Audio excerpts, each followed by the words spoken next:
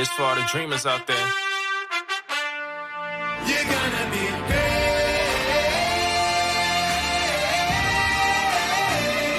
You're gonna be great.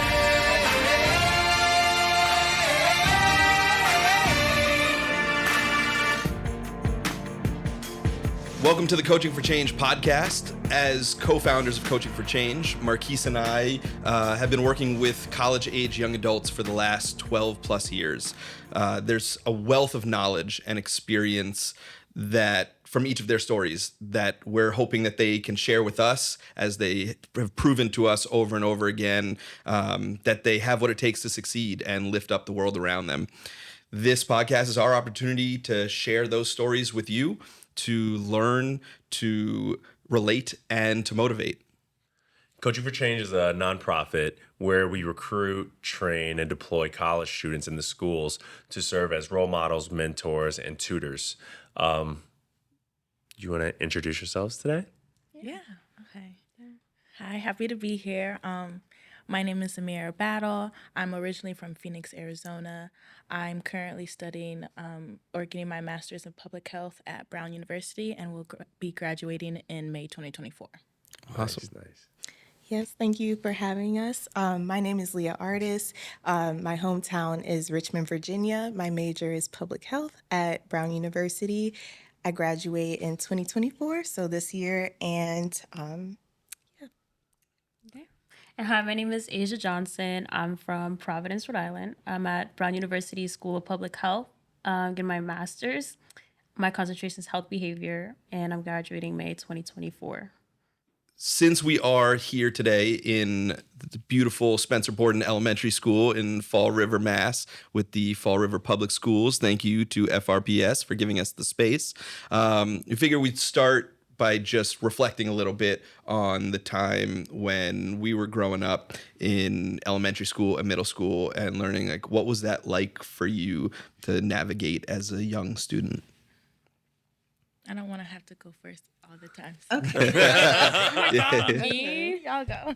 I'll break the ice, but maybe I don't have anything super special to say. I guess reflecting on my elementary school experience, I was in the same school from first grade all the way to 12th grade. So it was the same building. It was the same teachers. So I think growing up, I always anticipated like who my teachers were going to be. And I already had these like assumptions about which class I wanted to be in and which class I didn't want to be in. But education was really prioritized in my household, as I say. So I don't particularly remember enjoying elementary school. I remember doing well. I was like that kid who would get in trouble for having a smart mouth, but always got my work done. If I could go back in time, well, when I think back, I think my teachers could have been a little bit nicer to me. I don't know. I felt like I was in like beefs. Like there was like this power struggle between my teachers and I, because I was like, I know I was a know-it-all, and I know I thought I knew everything, and I did have a tendency to act up. But now that I reflect on like what it was like for me to be in elementary school, I think they could have been a little bit nicer to me. They could have tapped into that a little bit, right? Because now I'm not like that at all anymore, I don't think. Right. I think I was acting out because maybe I was like there was an unmet need there or something. But yeah. Awesome.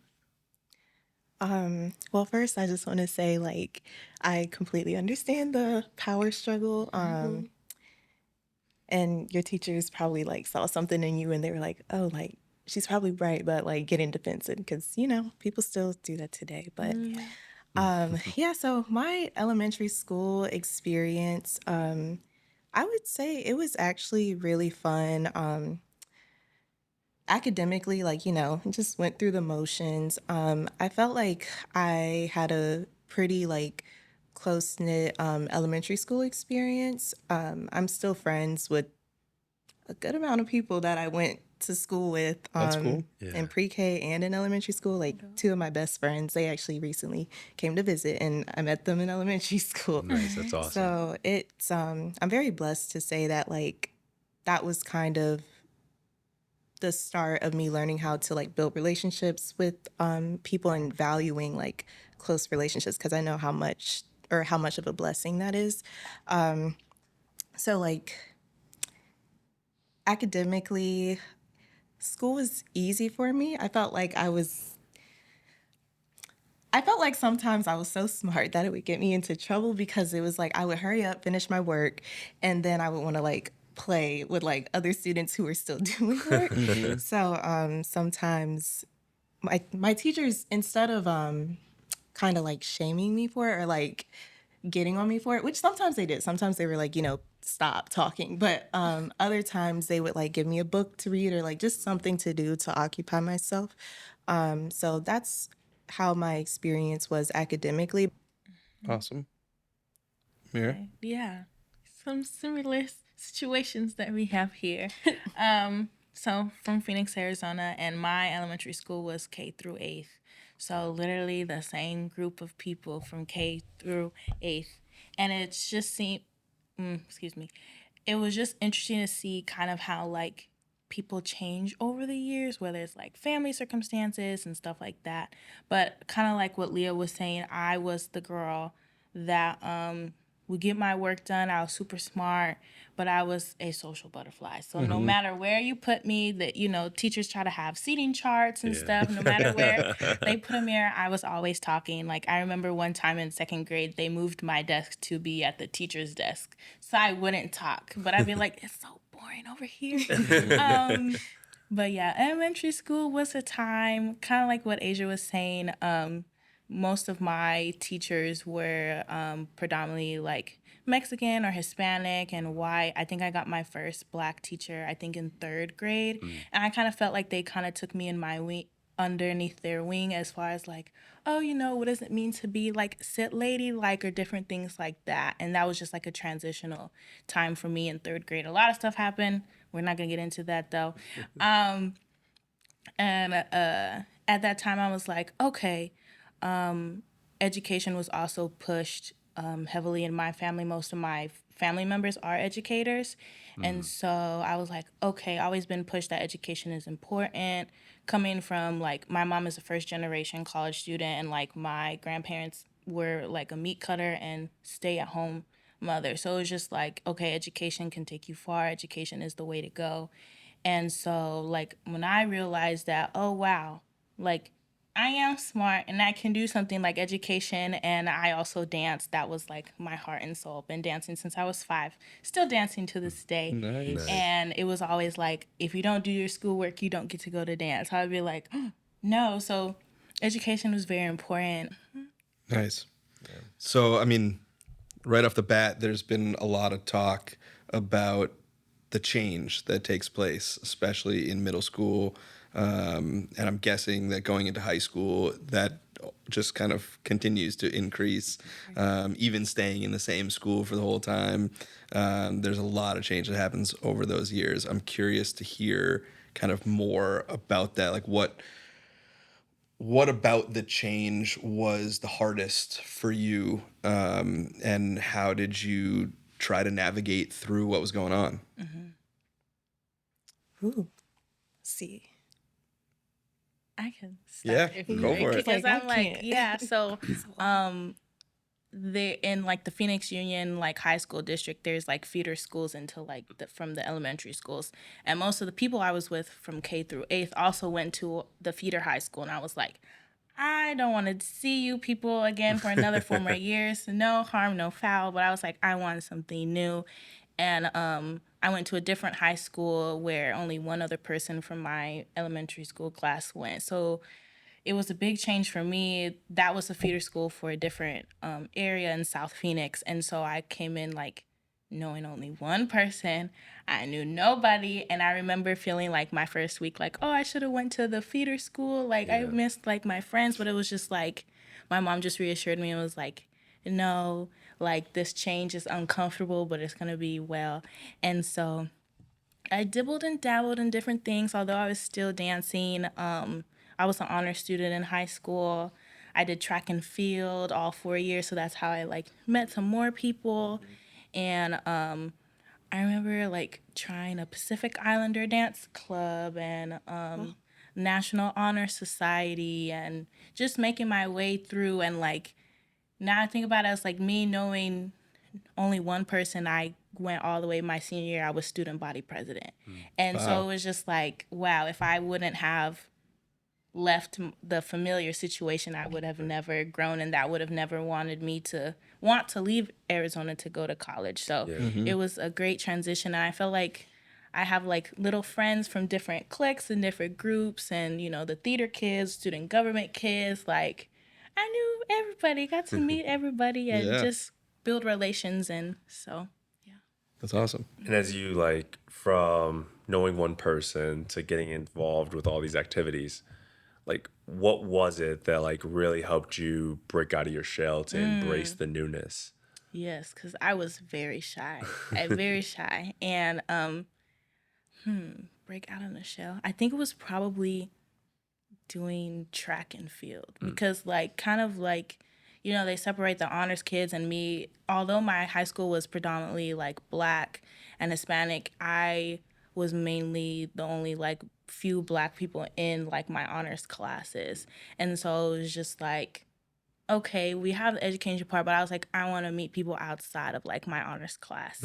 And so like I got to meet all kinds of different people in the track and field team, and kind of break out of my shell of being this like quiet girl. Like my mom likes to say, I have a little sass or a little hood in me. I don't want to say that, but like, yeah, I know how to be like professional, and then, you know, they say code switching. So Yeah. Awesome. Awesome.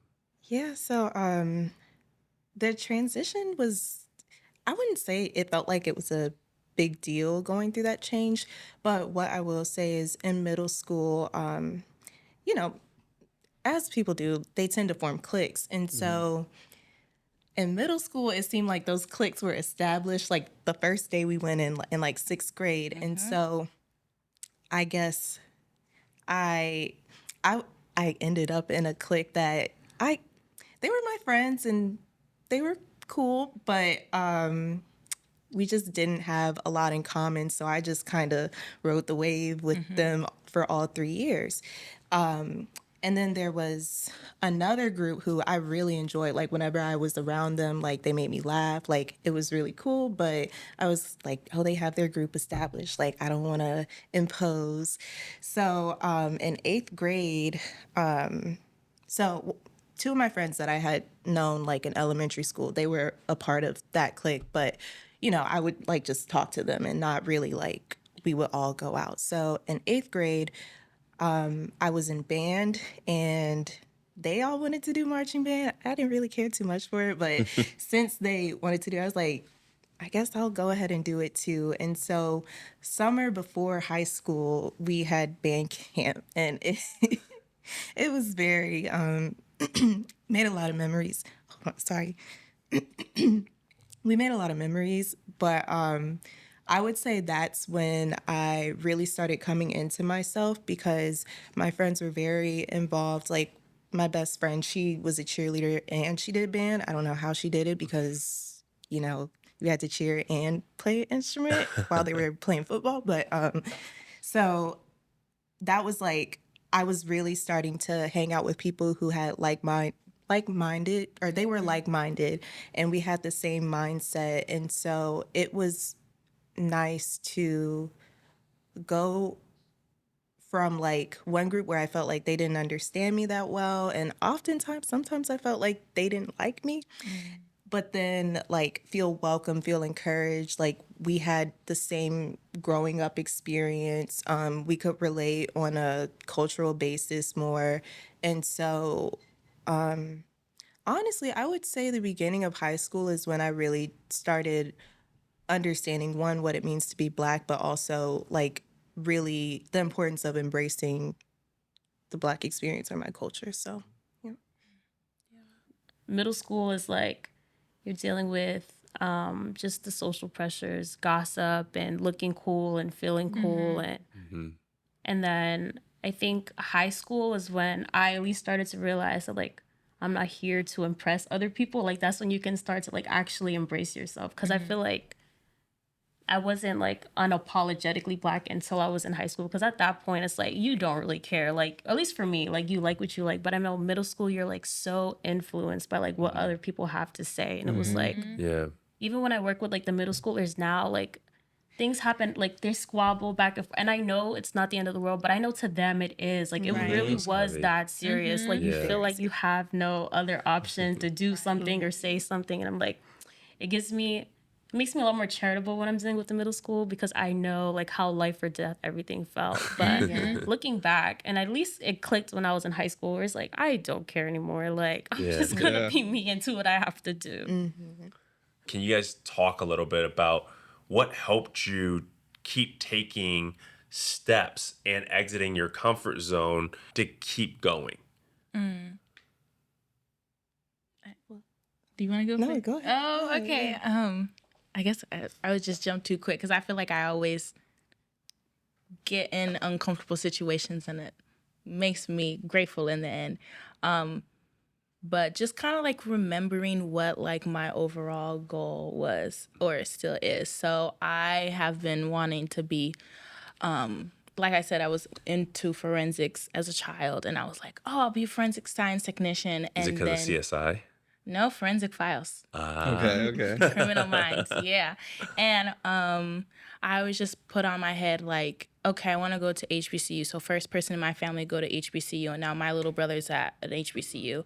And then I was like, oh, I want to be a physician. I'm the first in my family to be a physician. So it's just kind of like the next step. What can we keep doing? And just kept remembering like this is all gonna work out in the end. Everything kind of like what my mom was reassuring me too is like every little step or every little side quest or part of your journey is gonna lead you there. So it may not be linear because no path is ever linear. So you're gonna have twists and turns and you're gonna leave and then come back. So just like being like holding on to that one goal of like, I want to be a medical examiner, be a voice for those who are deceased. And so that's kind of how I am. Cool. For me, I felt like at an early age, I kind of like learned that life doesn't always work out as planned. So I like just came to terms with that.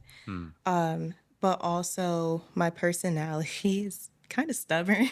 So if there's a will, there's a way. And even if someone tells me no, even if the world tells me no, I'm going to find a way to get to that yes for literally everything that I do. And I understand that like a no right now doesn't mean a no forever. And so just knowing those things and knowing that like, not that you have control over situations that happen to you, but you have control over how you overcome them. And really just having strength in knowing that and truly believing it, it really helped me just have a hustle mindset for like everything I do because I know that it won't be forever if it's up to me. So, yeah. I think very shortly, I think about all of the people that I've left behind as I've like rose up the ranks. Like, I mean, high school, I mean, college, I mean, grad school. Like, I think about the people that I grew up with. And again, I'm not, I mean this from like a lens of equity and not me trying to brag or anything like that. But I think about lots of the people who aren't in my shoes and could have been in my shoes, even though we grew up in the same circumstances, you know, same city, same school, like whatever. I think about people I worked with, people I went to the Boys and Girls Club with, like people who were literally my counterparts, and to see like me where I am and where they are, like I think that I tell myself I'm special. But it's like I'm special for a reason, right? So you go out and it's like if I have the privilege to get all these skills and learn all these, get all this expertise, it makes me different and it gives me, I can provide value to the people in the communities that I want to serve, right? Because obviously we're not all privileged enough to be in the same shoes. So I'm like, you need somebody. I think I'm losing my train of thought. Can I add to Yeah, go what ahead. you're saying? Yeah, that's also something like I understand what you mean by the people that you that are in your life and that you've experienced, and you see how like society like keeps them back, and it's like, okay, well, I've been able to progress and I want to be able to come back and help the people that haven't been able to have a voice and haven't been able to have the privilege to get an education and learn and how to do better for themselves. And I feel like the more of us like with that mindset, like the more we can actually do something and like, you know, genuinely change other people's lives. Is that? Yeah, it's like we don't earn these accolades in vain, right? Right. Like Right. it's like from where I came from where I am, those people need something that I have been given the opportunity to have acquired. So it's Exactly. like it's almost like not my obligation, but it's like it pretty much is, right? Yeah. That's what I think that's what keeps me going. Like if I've been special enough to be like to have these opportunities and these privileges, like I might as well take it all the way to the end. And I think that like I'm so grateful enough that I won't say that I did everything on my own, right? I'm always grateful for the opportunities that have been given to me because of like the circumstances I was in. Because if it wasn't for anything that I received from anybody, like I wouldn't be where I am, you know? It's hard for people to magically make it all the way out. But Right. it's like almost that's how I can return the favor is like to do something. And not only that, but like you understand what it's like to be there. So it's like you have the knowledge on both sides and you Right. can meet in the middle and Exactly. like benefit them truly for what they need. Mm-hmm.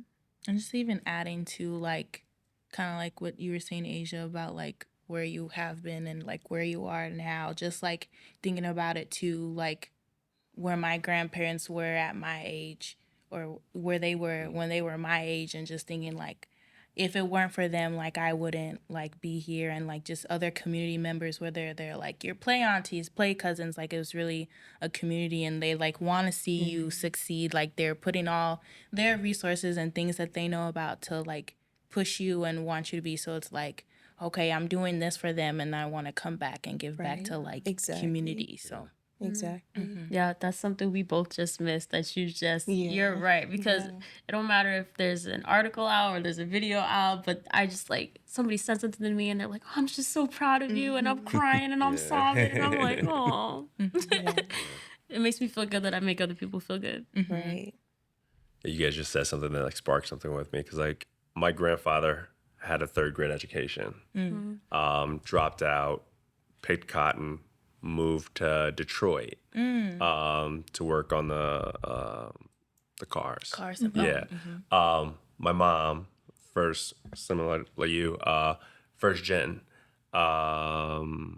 college graduate, right? And then for me, right, I'm literally 2 generations away from someone picking cotton, right? And so to think about that from a community standpoint and progress and moving forward, that's really powerful. So I appreciate you guys shedding light and like opening up the brain waves to reflect in that manner. So that's really awesome. Yeah, I'm curious too if we can dive in a little more. Like you've mentioned some about like grandparents and parents supporting, and Asia a couple times now about what you can give back, and like be the role model for students based on what you're learning and going through. I'm curious who else in your lives has acted as guides, advisors, like mentors and role models to you that have helped get you to where you are now? It's a long list. Like I Yeah, you know, all right, like, that's a good thing. It really is. Yeah. So I'm like, I gotta shout everybody out. No. right. Right, the shout out section. Yeah, Coming in. right. I don't know. Like for me, just like everyone that I've ever, well, not ever come in contact with, but from school, from sports, from my mom's friends to family to like just everybody, like even just like one simple conversation that I have with a god aunt or something like that, like it has changed my perspective, my outlook on life, which ultimately plays a role into like how I step into the world day after day. So everyone, like for college, I had like my teachers, my advisors, they mentored me academically, personally. I don't know. That question always overwhelms me because I really don't believe that I would be where I am today without the support that I've gotten over the years. So yeah. Yeah, I would just have to Yeah. agree with you, Leah. Literally everyone that I interacted with, dance community, school. I do have one particular mentor who is also a medical examiner and kind of navigating that pre-med space. That's been really helpful because recently, like 2 years ago, I didn't know the MCAT was in the electronic test. I thought it was a paper exam like the SAT. So that was really been helpful. But literally like extended family, literally everyone can't bring it down. Obviously, like your mom, okay, but like thanks, mom. But like there's been more people that I can like reach out to if I can't like talk to my mom at a moment. And it's been nice like giving back. Like I know I have some like extended family, like it's like kids of kids now, and like even one of them I got to like be a nanny for. So it's just like going back and helping out in that way too is really community. So every as they say, you're part of your village. It takes a village to raise a child. So yeah, shout out to my village. Yes. I feel like I don't know. I feel like I'm struggling with the question, but like very vaguely. I don't know. I think there's plenty of people that I've passed in my life who have like, I guess, seen something special in me, which I guess like subliminally like is what pushed me all along these ways. But I'm always surprised to see that people are like still watching me or like thinking about me. Like that's what I love. Like I'm like, oh wow, I haven't talked to so and so in for forever, but you know, they saw I just did this and they still reached out to me. So I think that's I don't not that it's even better, but it's really nice that there are people who are like silently like wishing the best for you. And I'm like, okay, this feels good. And with where you guys are today, and if you were to speak to your younger self or to your little sister that's in middle school, right? And they're struggling with asking for help or getting advice, how do you what would you tell them as it relates to seeking help to navigate whatever's next? That's a deep question. That's hard. I'm still learning how to do that. Like, yeah, I don't. Well, Let me think about it. yeah, can you Take a second. Still, yeah. For me, it's just like I want to be realistic because about the advice I get because it's hard to ask for help So and lean on. could you tell a story of a time where it was hard for you to ask for help? It doesn't have to be deep, right? But like, What are you? What do I have to Yeah. No, I don't have Oh, go ahead. Go ahead. I'm struggling to answer the question because I've talked about it before, but I wish I could tell. I don't know how to answer the question specifically about how I would tell that girl to ask for help. But one thing I would tell her, and I wish, and I can't even figure out how to tell the students that I engage with now, is that like it's not as important as you think it is, at least in the long term. And it's so hard to be a middle school student and to be told that that's really not that important in the grand scheme of things. But they don't have foresight. Wait, is that which one is it? Yeah. They don't. Foresight. Yeah. They don't have the force. Like, if I could, it would be to like impress upon. We have hindsight, but they don't have the other one. so And it's so hard to hear it from older adults. So, all right, what if I reframed it in a space of it being, it is important and it's heavy because it's your feelings. However, I think what I'm hearing you say is look at the next step, right? Instead of making it bigger than it is, what is the next action step that you can focus on that takes you out of your head and out of your feelings that you can start hoping you make progress? I think that's what I'm hearing you say, but I could be wrong. No, it sounds about right. But I'm thinking about middle schoolers. It's so hard. I don't even have the answers for it now. Yeah. I don't even know if I have Yeah, good that's. advice. I was like, that's something I'm still trying to learn. They're the hardest group to work with. Yeah. I'm convinced. I'll say something. Because I've worked with kids since, pretty much my whole life in dance world, elementary school, and I feel like if I were to go to a younger version of me, I'd say like, all of y'all, I guess in the classroom setting, if we're gonna do like a classroom setting, Yeah. like, ask that question because there's probably like others having the same question as you. Yeah. And so like I know that I like struggled with like how to like ask for help, especially when it got to like college, and I'd be like, no, I want to like try to do things on our own, but like you can't do everything on your Yeah. own, especially if it's like your first time experiencing it. So if we're gonna go to middle school and like high school Ameerah, I would like tell her, don't be afraid to like ask for help. Like just go ahead and ask the question. The worst Yeah. they can be like is, okay, I can understand your question. I hope I answered it Yeah. right. I hope that answers your Yeah, question. yeah. I'm just trying to like. So I guess like because like where I'm going with it, so I think a part of it is like right. When I was in middle school, I was angry. Right, I was angry because my dad wasn't around. So I would always make up stories of like, you guys probably don't know who this is, but like John Taylor, he was a San Francisco tight end or wide receiver, not sure. But I'd be like, yeah, he's my dad, right? Damn well not kidding, my dad, right? But like I would tell stories like that, but it was out of a space of insecurity because all the other kids in the class, their dads were around, right? And so the advice I would give to my younger self in that situation is accepting the reality and knowing, right? And being able to understand my circumstances and don't blame myself, but then also being able to attach myself to a male teacher or my buddy that I'm on an AAU basketball team with, connecting with their dad, right? Like building those male relationships instead of being angry, instead of getting into fights or talking back in class, and right, like it's figuring out how to create a different release based on just like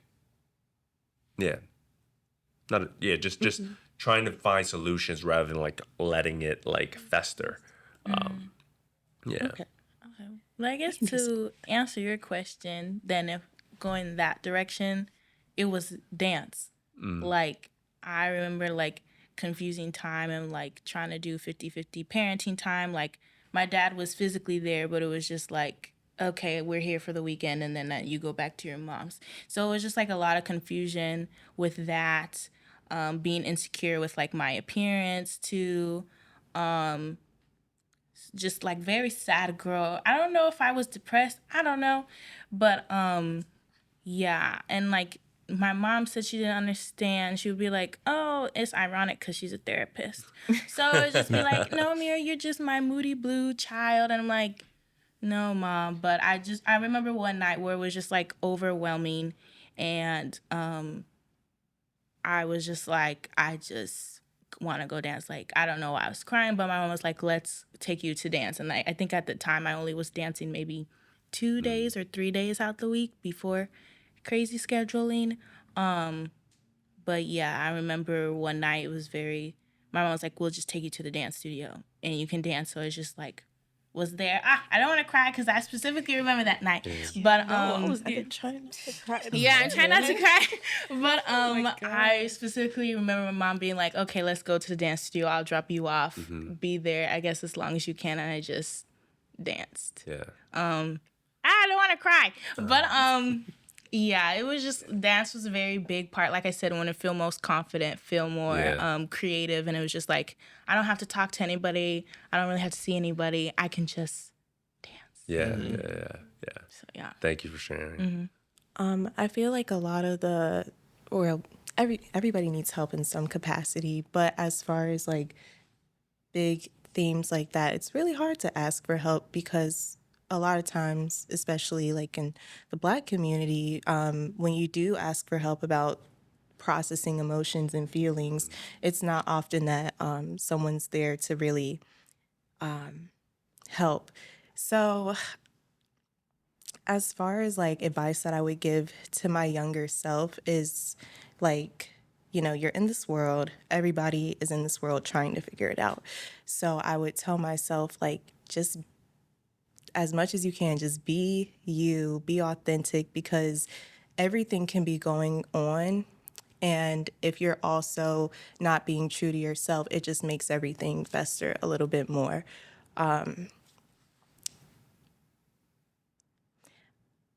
I would also just say, kind of like you, Ameerah, like those things that you enjoy to do. For me, it was my friends. Like, well, for me, it was laughing, and my friends were hilarious. And so whenever we were all going through it, we would just start telling the most crazy jokes, having the craziest conversations, and being able to just laugh and like not always think about what's going on at home, what's going on at school.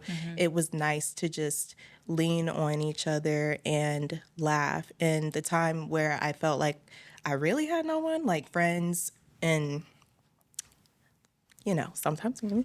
But at those times, that's when I kind of leaned in on myself, and I read a lot of books. So books were kind of like my way of going into another world where I could just kind of like just focus on this lovely book in front of me. So that was something that I did. But I know that like sometimes there's not that many opportunities to really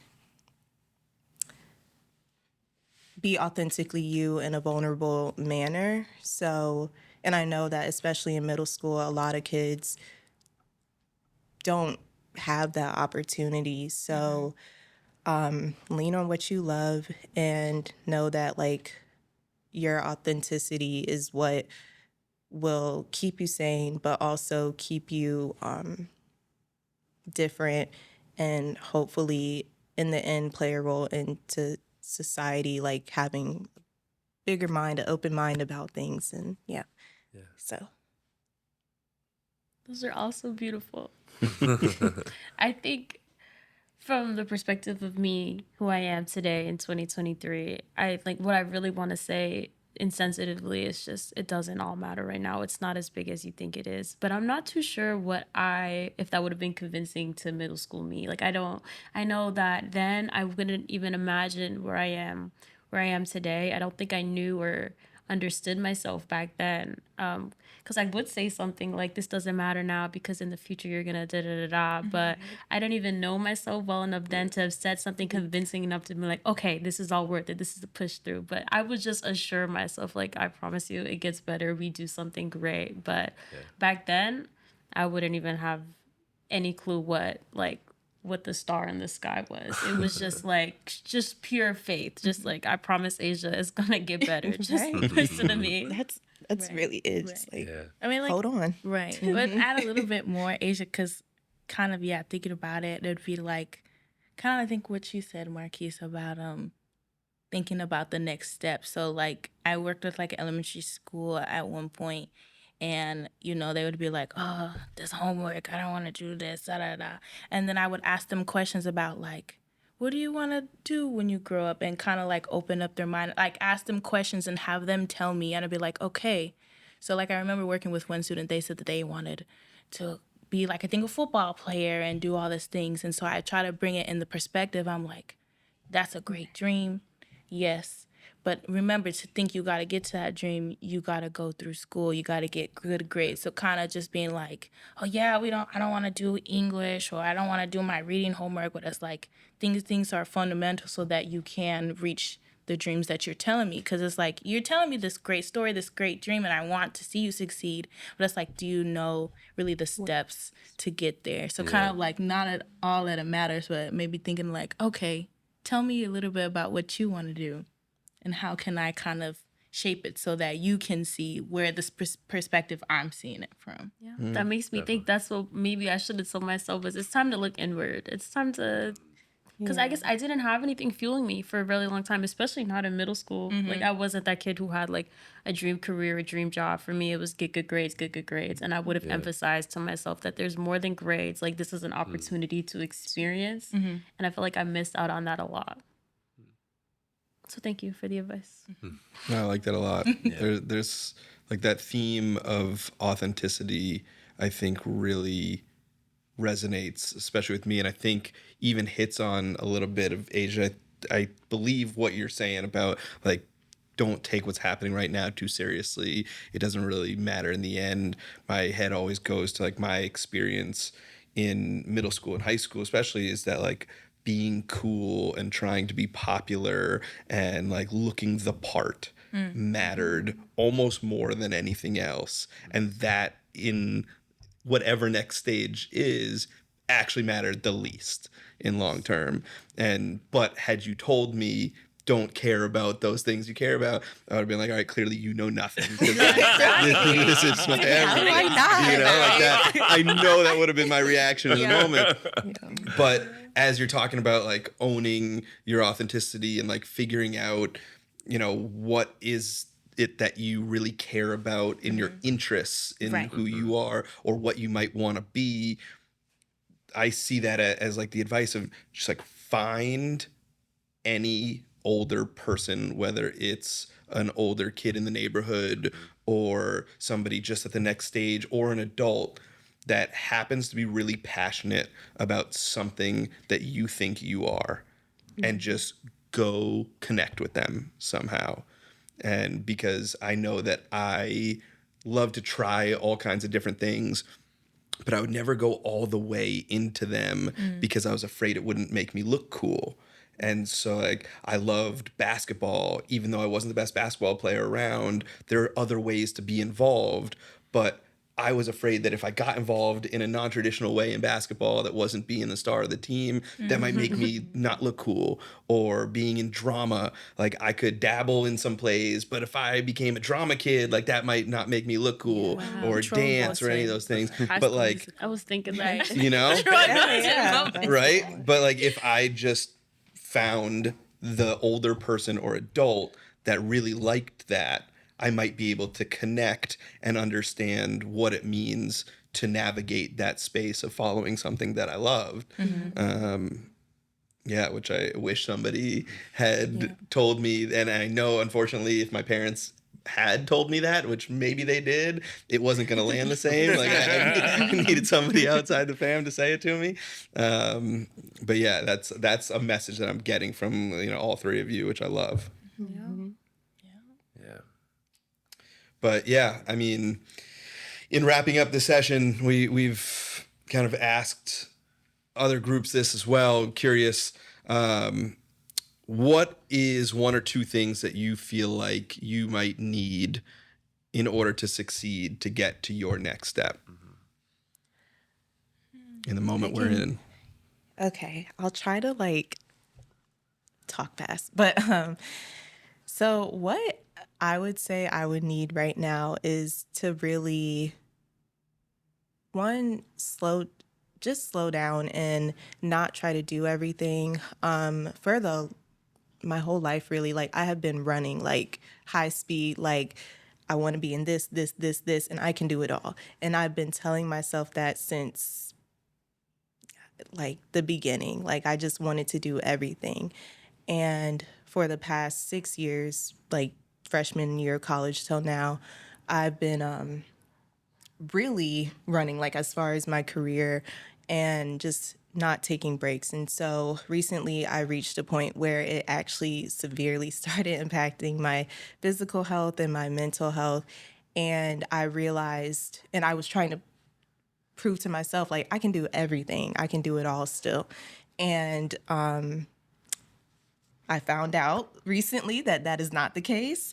And it made me reflect a little bit more on the importance of being still and knowing that things will work out, doing the work, but not overdoing the work.